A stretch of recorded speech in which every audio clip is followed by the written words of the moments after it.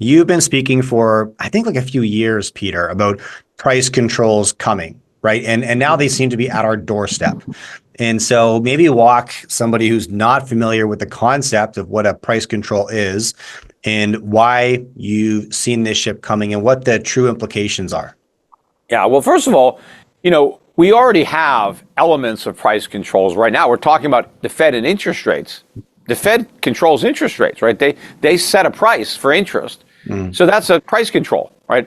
Price controls is when a government entity comes in and says, this is the price.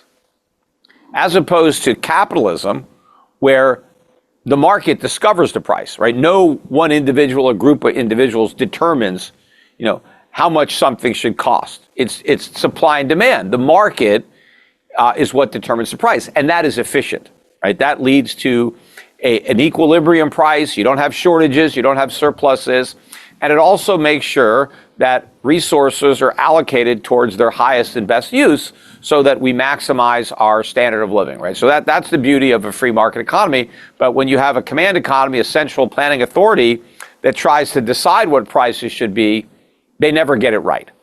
Right? It's impossible for one person to know what should bread cost, right. What should corn cost, what should oil cost. Who the hell knows? Nobody knows. The market has to figure it all out, right? Based on everybody's own preferences and the supply curve and all that stuff happens and you get a price. Quick break here, guys. Today's episode is brought to you by Copernico Metals. Now, regular viewers of my channel will be familiar with the entrepreneur behind Copernico. His name is Ivan Bebek. Now, although a young man in this business, Ivan's already created tremendous value for his shareholders in the past, namely with Caden Resources, which he sold to Agnico Eagle, and Keegan Resources, which became a mine now owned by Galiano Gold. Now, Ivan has surrounded himself with expertise from BHP, Newmont, and Barrick on his board at Copernico Metals. Check out copernicometals.com. Now back to the interview. So we have some price controls now, the Fed setting interest rates too low. Well, what does that create? A shortage. Shortage of what? Of savings. We don't have enough savings. And it creates a surplus of debt because interest rates have been held too low. We have too much debt. Right? We have a lot of debt. We don't have enough savings. That's because of the Fed controlling interest, price of money. We have minimum wage law. That's a price control, right? The government says this is the minimum wage. You can't hire somebody for less than that, right? And what it says to a worker, if you want to get a job, worker, you can only accept a job if you're willing to convince the employer to pay you the minimum wage. If he's not willing to pay you that much money, if he's willing to pay you less, you can't take that job. It's illegal for you to have a job. And so what does that price control do? Well, the government has set the price too high for some people. For some people, it's irrelevant, right? If you're a highly skilled person, the minimum wage is irrelevant to you because you're making so much more than a minimum wage that it doesn't affect you. But let's say you're unskilled. And so you have a very minimal benefit that you can offer an employer. You get priced out of a job because the minimum wage is above your productivity level. And so what happens is we have a surplus of workers. We have a lot of unemployment because of the minimum wage law, right?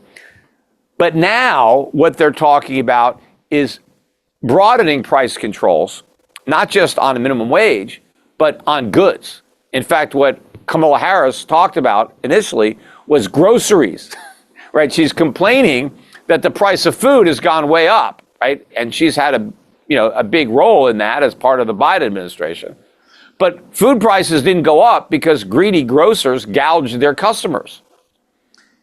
They were gouged by the government. They were gouged by the Fed. The government raised the cost of all their items. The grocery stores just add like a 1 or 2% markup. They've got the smallest margins of any retailer. So they're the victims of inflation, just like their customers. They would prefer not to raise their prices, but they have no choice. If they don't raise their prices, they have to shut their doors. They're out of business. And then prices really go up because there's not as many grocery stores around. And so the ones that stick around will be able to raise their prices more because there'll be less competition. But the reason that I've been forecasting for years and years that we were going to have price controls is we had them in the 70s. Now, they didn't work, but that doesn't mean the government's not going to do it again, right? The government never learns from its mistakes. It just repeats them on a bigger scale. But I also know that the government never accepts responsibility for inflation. It always blames inflation on the people who are raising the prices. But they're only raising the prices in response to the inflation the government created. They have no choice. But the public doesn't know this because the public doesn't even know the definition of inflation. They've been fooled into believing that inflation is rising prices when it's not. Inflation is expanding money supply. That's what's being inflated, the supply of money. Now, when you do that, prices end up going up. But now, since the government succeeded with the help of the media and academia in redefining inflation as rising prices, well, now it's the government that say, hey, it's the grocery store's fault. They raised the prices, right? They don't have a printing press, so the people don't realize that it's the government. They think it's the grocery stores or the gas companies, the insurance companies, right? They're the bad guys, or Putin, right? Whoever they can point their finger at other than themselves. And so if you're going to blame inflation on the people who raise prices, well, all we have to do is stop them from raising prices and they won't have any more inflation, right? Let's just stop it. You can't raise your prices. We're going to have price controls.